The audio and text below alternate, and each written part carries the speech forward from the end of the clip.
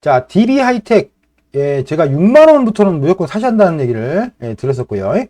네, DB 하이텍 잠깐 회사 내용 잠깐 보시면, 네, DB 하이텍은 뭐 아주 유망한 회사예요. 아주 유망한, 망하는 게 아니라 유망한 예, 회사입니다. 네.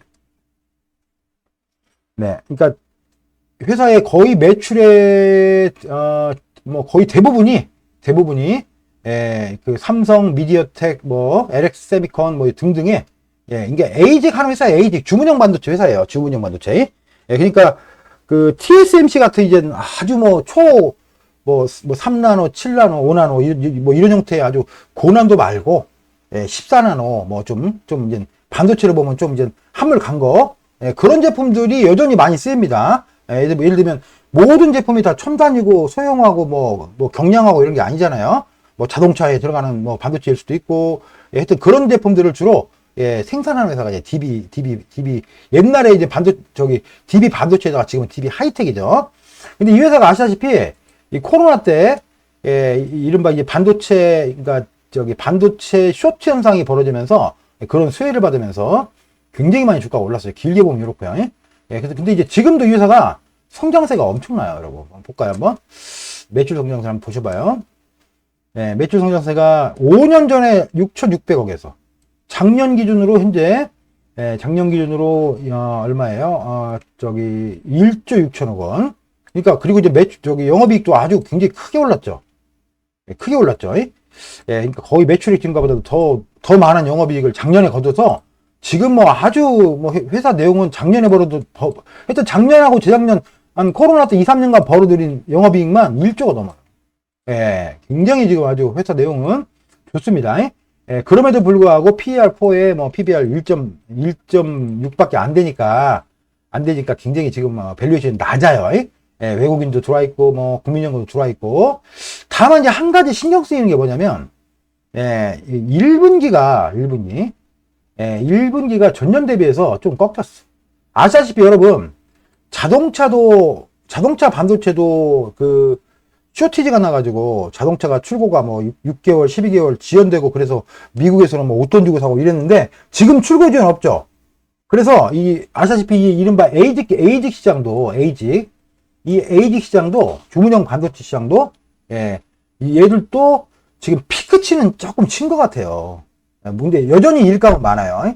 여전히 일감은 많지만 네, 그러니까 작년 같은 아주 이제 어떤 풀리한 피크치는 치지 않았냐. 그래서 1분기가 조금 지금 1분기도 여전히 많은 돈을 벌었어요. 예, 얼마야?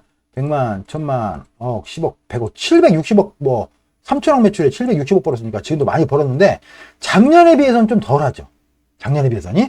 예, 그래서 일단은 주가에 대해서는 예, 그러니까 정고점을 넘기기는 좀 어려워 보인다. 이런 생각을 좀 해요. 그래서 단기적으로는 예, 왔다 갔다 좀 할 거니까 하여튼 뭐 깊게는 절대 안 내려옵니다. 왜냐면 2분기에 또 아시다시피 물량이 훨씬 더 늘어났을 수도 있는 거라 우리 이제 분기 보고서밖에 못 보기 때문에 2분기에 현재 업황이 좋은지는 몰라요. 근데 아마 비슷하거나 더 좋다고 본다면 올라가더라도 당장은 정고점을 빡 뚫을 정도가 될까요? 조금 그건 저는 아직은 약간 미심쩍고요. 근데 어쨌든 장기적으로는 일감이 충분히 있기 때문에 장기적으로는 이런 형태의 우상향할 가능성은 있어요. 그러니까 이런 식으로. 요게 이제 안 좋은 게 뭐냐면 제가 트레이딩 뷰를 잠깐 볼게요. 이게 우리나라 차트는 오랜 역사를 갖고 있는데 우리나라 그 증권사 차트는 오랜 역사를 갖고 있는데 왜 이렇게 발전이 없어? 똑같아 몇십 년 전이나. 투비가 전 세계를 다 씹어 먹었죠. 예를 들면 지금 DB 반도체, DB 하이텍.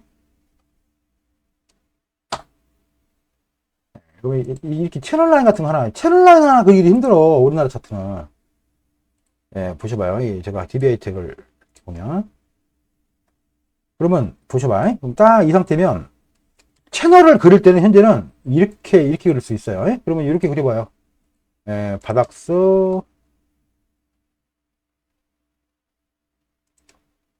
이렇게 그릴 수 있죠? 이렇게. 그럼 딱 얘가 지금 현재는 단기적으로는 채널에 중간에 살짝 부딪혀 있죠. 살짝 중간에. 그러니까 여기가 이렇게 넘어가면 상단으로 가는 거예요. 그러면 아주 긍정적인 모멘텀이 생긴다면 채널 상단까지 가면 얘가 향후에 이렇게 넘기고 이렇게 하면 95,000원, 10만원도 갈 수 있는, 예. 물론 업황이 개선되고 저기 뭐죠? 실적이 크게 더 올라야겠죠. 예. 그 다음에 이거 조금 더 작게 가장 최근 것만 가지고 요거만 가지고 한번 보시면, 요거만 가지고 채널의 각도가 좀 약하지만 이렇게 보면 그러니까 크게 보면 채널의 가운데, 이 가운데 여기가 여기서 노는 게 이제 강세장인 거예요. 여기서 노는 게.